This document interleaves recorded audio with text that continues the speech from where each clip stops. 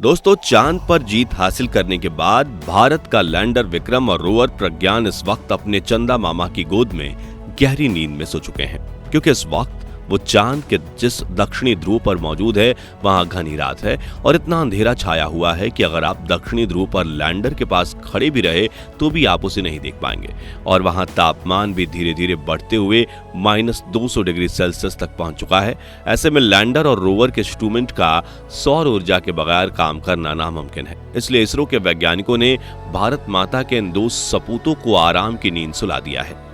और जैसा कि आप जानते हैं, चांद पर पृथ्वी के 14 दिन के बराबर एक दिन और इतने ही बराबर एक रात होती है। और ऐसे में 22 सितंबर के दिन विक्रम और प्रज्ञान पर पहली सूरज की किरण पड़ेगी, यानी कि दक्षिणी ध्रुव की अंधेरी रात खत्म होकर फिर सवेरा होगा। ऐसे में इसरो के वैज्ञानिक ये उम्मीद जता रहे हैं कि 22 सितंबर को भारत के ये 2 वीर फिर जागेंगे और अपने सेकंड रिसर्च मिशन की शुरुआत करेंगे। हालांकि विक्रम और प्रज्ञान चांद के इस जमा देने वाली ठंड को सहन कर पाएंगे या नहीं, ये तो वक्त ही बताएगा। दोस्तों, इस बीच जब इसरो के वैज्ञानिक विक्रम को मॉनिटर कर रहे थे, तभी सोए हुए विक्रम ने कमांड सेंटर को एक ऐसा संदेश भेजा जिससे वैज्ञानिकों के होश ही उड़ गए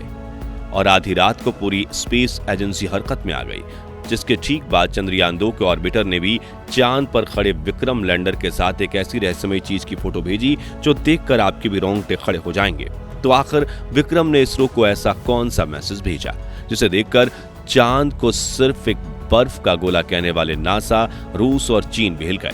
और चंद्रयान 2 की आंखों ने 100 किलोमीटर की ऊंचाई से चांद की सतह पर क्या देखा, जानने के लिए पूरा वीडियो जरूर देखिए और एक नए दर्शक जल्दी से चैनल को सब्सक्राइब कर लें।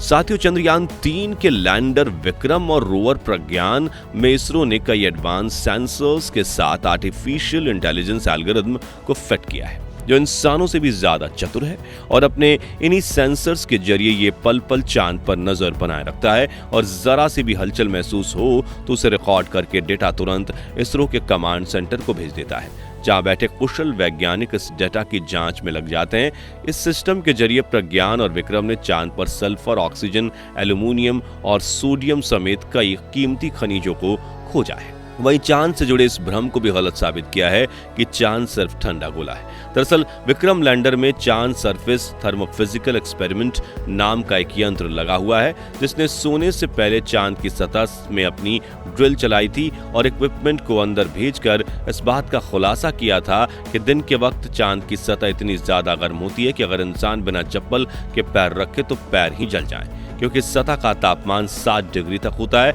वहीं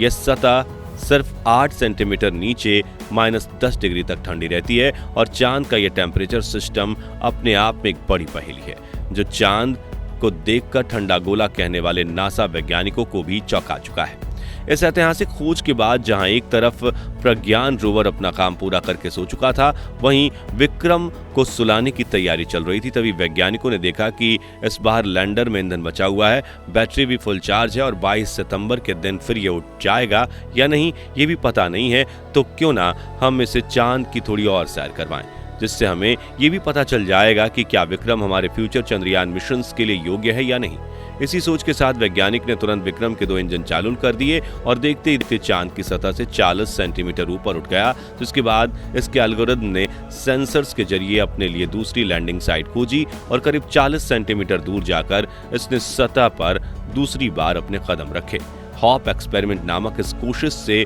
इसरो के वैज्ञानिक ये समझ गए कि एक बार लैंडिंग करने के बाद विक्रम फिर से लिफ्ट ऑफ करने में सक्षम है और अब भविष्य में सैंपल कलेक्ट करने के लिए मून मिशन में इसरो विक्रम को ही भेजने वाला है। खैर दोस्तों, इस जीत के बाद जहां इसरो में खुशी का माहौल था, वहीं नासा और रूस चीन में सन्नाटा छाया हुआ था, क्योंकि रूस तो पहले ही चंद्रयान 3 से आगे निकलने की कोशिश में लूना 25 को क्रैश करवा बैठा था, जबकि नासा और चीन ने इतने मून मिशंस के बावजूद इसरो जितनी डेटा हासिल नहीं की थी। हालांकि अब वो पल आ चुका था कि इसरो के वैज्ञानिक विक्रम को टाटा बाय बाय कहकर गहरी नींद में सुला दें, जिसके लिए वो विक्रम के उपकरणों को बंद करने में लग गए। लेकिन अचानक विक्रम के सेंसर्स को अपने पास हलचल महसूस हुई और विक्रम के एआई रोबोट ने भी एक झटका महसूस किया, जिसकी डेटा भेजते हुए लैंडर ने इसरो को संदेश भेजा कि यहाँ कुछ ऐसा हो रहा है जिससे मेरे पैर हिल रहे हैं और मैंने एक झटका महसूस किया है। साथ ही उसने अपने इल्सा यानी instrument for the lunar seismic activity उपकरण को भी काम पर लगा दिया। यहाँ इसरो के वैज्ञानिक भी इल्सा से आई डेटा के सहारा लेकर इसी खोज में लग गए कि आखिर वहां क्या हो रहा है। कहीं कोई एलियन आकर विक्रम से छेड़खानी तो करने की कोशिश नहीं कर रहा है, या फिर कहीं वो मून क्वेक तो नहीं है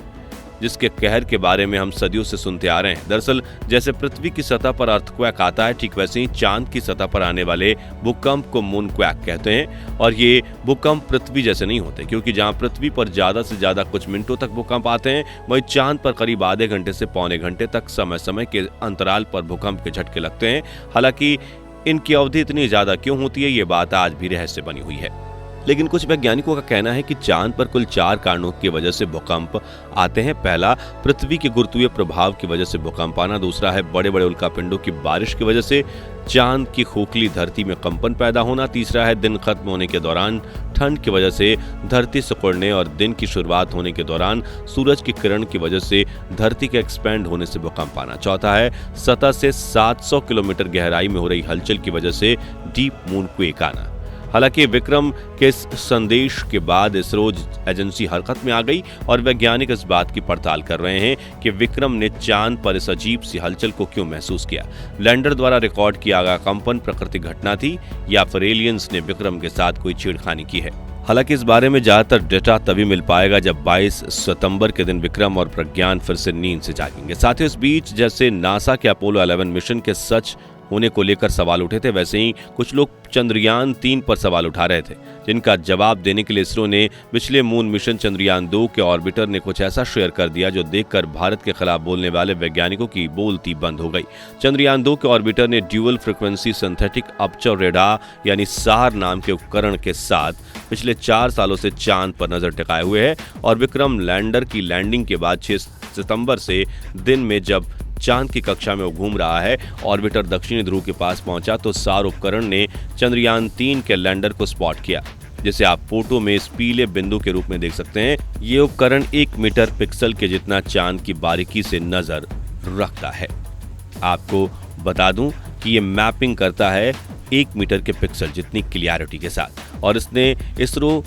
के विक्रम के साथ जगह की 2 जून की भी एक तस्वीर साझा की जिसमें विक्रम नहीं दिख रहा है, जिसके साथ उन्होंने लिखा है कि यह सबूत है कि 23 अगस्त के दिन विक्रम लैंडर चांद पर उतरा था। आपको बता दें कि इस वक्त लैंडर और रोवर के सभी उपकरण बंद है, बैटरी फुल चार्ज है और इनके रिसीवर ऑन रखे गए हैं ताकि सूरज की रोशनी पड़ते ही ये जाग उठे और सीधा इसरो से संपर्क करें, जिसके बाद इन्हें फिर से ऑन करके इन्हें काम पर लगाया जाएगा। और फ्यूचर के लिए इसरो ने इतने कमाल के एक्सपेरिमेंट सोचकर रखे हैं जिन्हें देखकर दुनिया हिलने वाली है। तो दोस्तों, अगर आप भी चाहते हैं कि 22 सितंबर के दिन विक्रम और प्रज्ञान नींद से जाग उठें, हमें कमेंट बॉक्स में इसरो को अपनी शुभकामनाएं जरूर दीजिए और वीडियो तो जरूर ही पसंद आया होगा तो उसे लाइक और शेयर कर दीजिएगा। साथ ही चंद्रयान 3 से जुड़े ऐसी लेटेस्ट अपडेट्स के लिए हमारे चैनल को सब्सक्राइब करके पास वाली घंटी को जरूर बजा दीजिए और हमारे फेसबुक पेज को लाइक एंड फॉलो करना मत भूलिएगा। धन्यवाद।